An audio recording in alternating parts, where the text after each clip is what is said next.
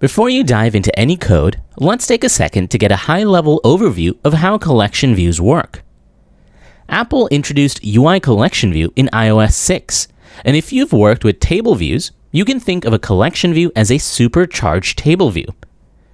Before a collection view can display information on screen, you have to provide or define two components. The first is the collection view's layout object. This is where you define how the data is presented.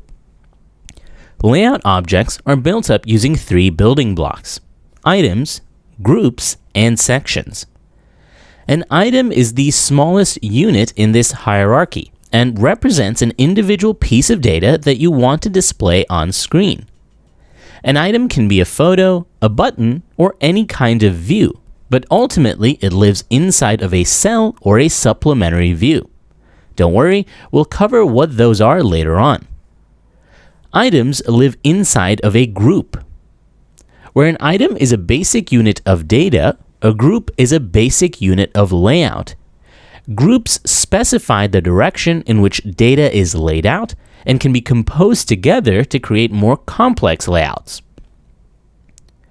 Finally, we have sections.